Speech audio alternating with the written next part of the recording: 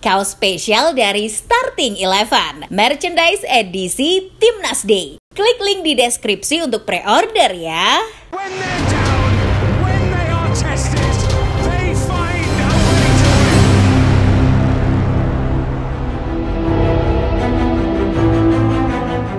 Federasi atau asosiasi sepak bola di bawah naungan FIFA adalah badan independen. Pihak ketiga tak terkecuali pemerintah negara terkait dilarang campur tangan. Misalnya menempatkan salah satu menteri untuk memimpin federasi sepak bola atau bahkan menempatkan sang presiden itu sendiri. Sudah banyak federasi sepak bola yang disikat FIFA karena membiarkan pemerintah mengintervensi. Iran, Kenya, Spanyol sampai Indonesia pernah merasakannya. Namun ada satu negara yang federasi sepak bolanya sudah lama dicengkeram presiden tapi tidak pernah dihukum FIFA. Negara itu adalah Cina. Jadi apa yang membuat FIFA dari generasi sebelumnya hingga Gianni Infantino terkesan seperti kerupuk disiram air di hadapan Cina? Mari membahasnya.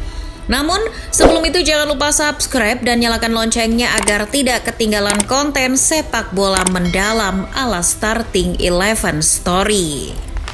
Selama berdiri, FIFA tidak menginginkan federasi atau asosiasi sepak bola mendapat intervensi dari pihak ketiga termasuk pemerintah. Hal itu diatur dalam peraturan FIFA pasal 17 yang berbunyi, setiap anggota harus mengelola urusannya secara independen dan tanpa pengaruh pihak ketiga. Melalui aturan itu, FIFA tidak suka apabila pemerintah campur tangan terhadap federasi sepak bola di sebuah negara. Meskipun sebetulnya tidak ada definisi pasti apa yang dimaksud dengan campur tangan. Beberapa kali FIFA menindak tegas federasi yang urusannya dicampuri pemerintah. Sebelum menjuarai Euro 2008, Spanyol pernah terancam tidak diizinkan bertarung di kompetisi paling bergengsi antar negara Eropa itu. Penyebabnya, pemerintah Spanyol waktu itu sempat menghalangi pemilihan umum pengurus Federasi Sepak Bola Spanyol. Kurang lebih 10 tahun setelah ancaman tidak ikut Euro 2008, Federasi Sepak Bola Spanyol atau RFIF kembali harus berurusan dengan FIFA. Mengutip Forbes, ujung tahun 2017, FIFA memanggil pejabat pemerintahan Spanyol dan salah satu dari pengurus RFIF untuk membahas adanya dugaan campur tangan pemerintah. FIFA mencurigai ada intervensi pemerintah kerajaan Spanyol atas proses pemungutan suara presiden baru RFIF. Waktu itu, RFIF dipimpin Juan Luis Larrea sebagai presiden sementara. Ia menggantikan Angel Maria Villar yang didorong mundur karena dakwaan kasus korupsi. Keinginan Larrea untuk menjadi presiden hingga 2020 menimbulkan polemik. Posisi tersebut pada waktu itu juga menjadi incaran Luis Rubiales. Rubiales pun mengajukan agar pemungutan suara terjadi pada 16 Januari 2018. Perebutan kekuasaan ini akhirnya membuat kabinet Spanyol turun tangan meminta Dewan Olahraga Spanyol mengadakan pemungutan suara untuk memilih presiden RFIF yang baru. Hal inilah yang membuat FIFA mencurigai adanya intervensi politik. Isunya kemudian melebar. Spanyol pada waktu itu terancam gagal berpartisipasi di Piala Dunia 2018. Namun setelah RFIF bersurat dengan FIFA, masalah itu akhirnya bisa diselesaikan. Pihak RFIF juga membantah kalau Spanyol dilarang bermain di Piala Dunia 2018. Kalau di kasus tadi RFIF tak sampai dijerat, beda lagi dengan yang dialami Federasi Sepak Bola kesayangan kita. PSSI pernah benar-benar disikat FIFA akibat intervensi dari pemerintah. Itu terjadi 30 Mei 2015 saat FIFA membekukan PSSI.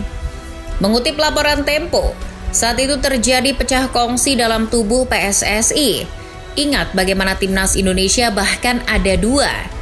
Nah, Imam Nahrawi yang menjabat sebagai Menteri Pemuda dan Olahraga turun tangan untuk menangani perebutan kekuasaan di tubuh induk sepak bola tanah air tersebut. Pada 17 April 2015, Imam Nahrawi mengeluarkan surat keputusan untuk membekukan PSSI.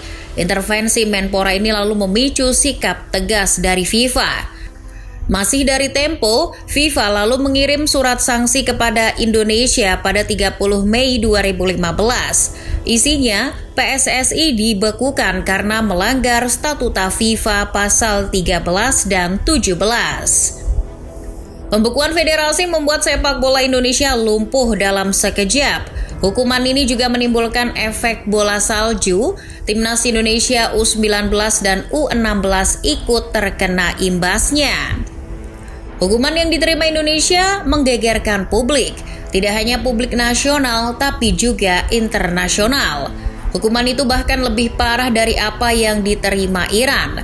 Tahun 2006, FIFA pernah menangguhkan Iran selama beberapa bulan buntut dari intervensi pemerintah Iran terhadap Federasi Sepak Bola. Dilansir Play the Game, sejak Iran dikuasai Mahmud Ahmadinejad, ia cawe-cawe dalam segala hal termasuk Federasi Sepak Bola.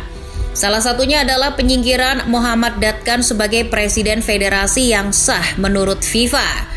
Induk sepak bola dunia itu mendesak Iran mengembalikan jabatan presiden FA Iran pada Dadkan. Namun hal itu tidak dipenuhi. Iran pun dilarang mengikuti kompetisi internasional pada waktu itu. 2 tahun lalu, Zimbabwe dan Kenya juga pernah didamprat FIFA akibat intervensi pemerintahannya. Pihak berwenang Zimbabwe campur tangan melawan inkompetensi, korupsi, dan pelecehan seksual yang terjadi di sepak bola negara tersebut. Asosiasi Sepak Bola Zimbabwe membantah hal itu. Mengutip VOA, FIFA menilai bahwa masalah itu harus diselidiki secara internal, tidak melibatkan pemerintah. Namun masih dari laporan yang sama, Sport and Recreation Commission Zimbabwe melalui ketuanya Gerald Melatswa menilai Gianni Infantino tak paham hukum yang berlaku di Zimbabwe. SRC Zimbabwe menilai kasus yang ada di FA Zimbabwe sudah masuk ranah hukum peradilan negara tersebut. Walau begitu, FIFA tetap menskors FA Zimbabwe dengan menangguhkan status keanggotaannya. Sementara di Kenya, pemerintah dinilai ikut campur mengganti Federasi Sepak Bola Kenya dengan komite sementara. Kedua negara pun dilarang bermain di kompetisi di bawah naungan FIFA maupun CAF selama masa penangguhan. Sama seperti negara sebelumnya, sepak bola Cina juga dipengaruhi oleh pemerintah. Bahkan pengaruhnya sangat besar. Saudara Ilkay Gundogan, Iker Gundogan yang juga seorang doktor di Universitas Ruhr di Bochum, Jerman menulis bahwa sepak bola Cina mengalami perubahan drastis di bawah kepemimpinan Xi Jinping. Xi Jinping menjadi anggota Partai Komunis Tiongkok pada 2012. Setahun berikutnya, melalui Kongres Rakyat Nasional ke-12 di Beijing, ia menjadi presiden setelah mendapat dukungan 2.952 suara. Setahun berselang, Jinping mencengkram sepak bola Cina termasuk urusan pengembangan. Mimpinya membawa Cina memenangkan Piala Dunia. Di tangan Jinping, sepak bola Cina sempat memimpin Asia. Dengan dana besar, sepak bola Cina pun disorot. Ketua federasi pun diisi para politikus. Dari Cai Zhenhua hingga Chen Shuyuan terafiliasi dengan partainya sang presiden. Namun menyerahkan urusan sepak bola pada politikus ibarat menyelundupkan tikus ke federasi. Kasus korupsi pun terkuak. Sepak bola Cina ambruk dalam sekejap, tapi Xi Jinping bertanggung jawab. Ia turun gunung untuk memimpin investigasi guna mencari para garong di sepak bola Cina. Setelah beberapa tahun, para pencoleng berhasil diringkus. Al Jazeera melaporkan mantan presiden CFA, Chen Shuyuan, dijatuhi hukuman seumur hidup karena menerima suap. Teranyar, mengutip laporan The Guardian, CFA menjatuhkan larangan seumur hidup pada 38 pemain dan 5 pejabat klub setelah penyelidikan 2 tahun terkait skandal pengaturan skor dan perjudian. CFA menemukan bahwa 120 pertandingan telah diatur dan tak kurang dari 41 klub terlibat di dalamnya. Meski campur tangan Xi Jinping pada sepak bola Cina terang-terangan, tapi FIFA tak pernah mengungkit permasalahan ini. Memang sehebat itu ya Xi Jinping, sampai FIFA tak ubahnya MK ketika menghadapi anak presiden. Menurut Anelia Petrova, pengacara yang fokus menangani kasus di bidang olahraga, dikutip Forbes, FIFA tidak terlalu peduli pada Cina, sebab Cina bukan kekuatan sepak bola.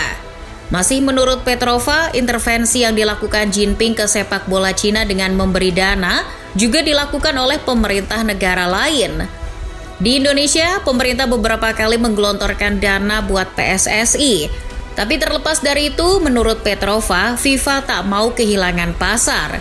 Cina adalah sahabat baik karena punya uang. Singkatnya, FIFA masih butuh duit, sedangkan Cina memiliki uang itu.